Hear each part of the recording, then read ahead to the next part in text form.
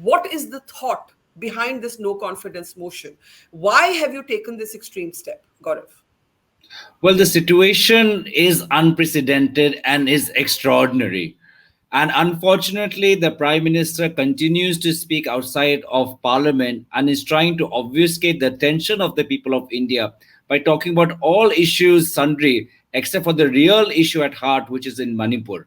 The Union Home Minister often states that he's willing to discuss and debate the issue, but his efforts in Manipur have resulted in naught. His peace committee, which was constituted of 51 members, has failed to even take off from the ground. And being from the Northeast and as an Indian citizen, I simply cannot understand why the Prime Minister, a person who is so visible in the past in the Northeast, a person who campaigns for his party even in an MCD election in Delhi, has chosen this time to ignore the state and the cries of the women. And only after close to 80 days, when the Chief Justice made a scathing observation, opened his speak to his mind, and that to make such an incomplete statement referring to one form of human rights violation but at the same time ignoring others. The situation in Manipur remains volatile, and we have, as the India alliance, no other option but to go for this. But our hope, Barkha, as you said yourself, we know the numbers are bleak, but what we hope to achieve is a message of peace and solidarity for the people of Manipur, a message that let us talk. We hope that the Prime Minister announces an alternative form of peace committee consultations, that the Prime Minister announce some form of relief and rehabilitation for the more than 55,000 people living in relief camps. More importantly, we hope that through the Parliament, we can tell the people of Northeast that we are sorry, and the government no longer chooses to ignore them, but the government hears them. And that will be the moral victory for this vote of no confidence. Is one of the aims of this no confidence motion, apart from expressing solidarity, as you said, with the people of Manipur, to compel the Prime Minister to speak? Is that the point of this no confidence motion? Barkha, I'm from the Northeast, and I've seen how these insurgency movements and how the violence and terror can just escalate and expand exponentially overnight if left unchecked and untouched. And this is what has been going on. A conflict that was restricted to Manipur is now slowly and spreading to other parts of the Northeast, including Mizoram, where people from Manipur are being threatened to leave, including in Assam, where people from Mizoram are being threatened to leave. There are two communities who are standing eye to eye, who were living as brothers and sisters and neighbors earlier, but right now they have sophisticated AK-47, and the only thing that's preventing another outburst of violence is the army there. So what we have achieved is not stability. The region is still unstable, is still hostile, and therefore if we don't take extreme measures collectively as a polity, then we would fail our Northeast, we would imperil the national security. And surprisingly, for a party that speaks so high of nationalism, is choosing to preserve the image of Prime Minister and protect that instead of protecting the citizens of Manipur. How do you respond to the criticism from the BJP that the Home Minister was agreeable to a debate, that there was an all-party meeting called where the opposition did not send its tallest leaders, that the opposition is looking to score brownie points instead of really caring about the people of Manipur? How do you respond to this criticism? Well, the Union Home Minister, as I said, his efforts have failed. So what they're trying to do, and we've seen this, is an orchestrated campaign to turn Manipur into a regular law and order issue, an issue of a ministry or a department, whether that's the Ministry of Women and Child or whether that's the Ministry of Home Affairs. But we've seen in the past that the State Chief Minister N. Biren Singh, he talks about influx, he talks about narcotics, he talks about ethnic clashes. These are issues which are gone beyond the remit of the Prime Minister, of the Home Minister, and it is for the Prime Minister to step in. No other country, not even India in the past, has ever had a Prime Minister who chooses to visit the US, speak in the joint session of the US Congress, but refuses to meet his own party members, refuses to acknowledge that his own party members have been, a union minister's house has been torched, an MLA has been brutally beaten, someone you've interviewed yourself.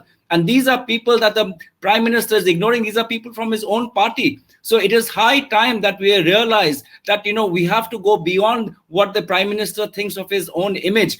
Right now, it is time to protect the integrity of Manipur and of India. And it's important that the parliament regains the trust, because if we don't regain the trust of the people of Manipur in the state, they will continue to take law into their own hands and matters will only worsen. What we have is only an interim peace and order. Weapons are still out at large. We don't want another bout of violence. And therefore, it's high time the Prime Minister takes initiative, be bold, and sends a message of peace and solidarity. My question: if the government were to send an all-party delegation to Manipur, would the opposition choose to be or agree to be part of that, or would the opposition keep insisting first that the prime minister takes part in a debate inside parliament? No, we've been saying for an all-party delegation from day one. We are happy.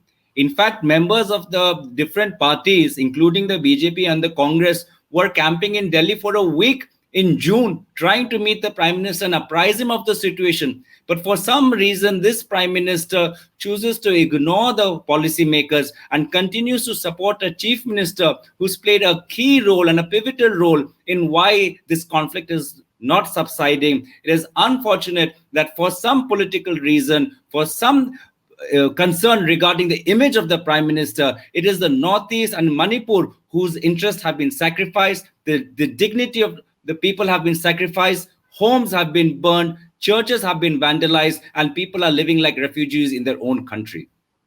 Now, in the last couple of minutes that we have with you, I want to ask you two questions. One, explain to our audience, why is it so important for the prime minister? Why is the opposition completely adamant about the fact that the prime minister must be in the house when a Manipur debate takes place? In this government, it is the actions of the prime minister which holds the most weight. His words have a meaning that no words from a minister can match. It is the prime minister who leads the government and leads the nation in times of conflict. When it was COVID, it was this prime minister who put his face on every vaccine certificate. So why is this prime minister shying away from his responsibility?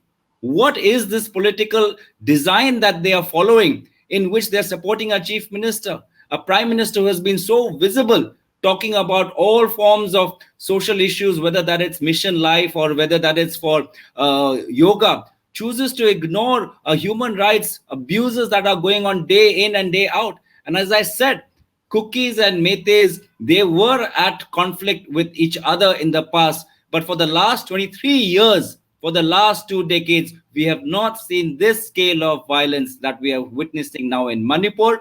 This has the potential to explode into a much more volatile situation. The last time we saw this scale of violence was in 1998. That's more than 24 years ago. So what is this prime minister doing? Why does he not care that he has such a blemish on his record and the nation is suffering because of his indifference? This prime minister's actions and words mean a lot more. When the people repose their faith in the government, it's not government as an entity, but it's on this prime minister that people vote in the elections and have their faith on. And therefore, it is incumbent upon this prime minister to regain the faith and to appeal to the people to give up their arms and start a process of healing and dialogue.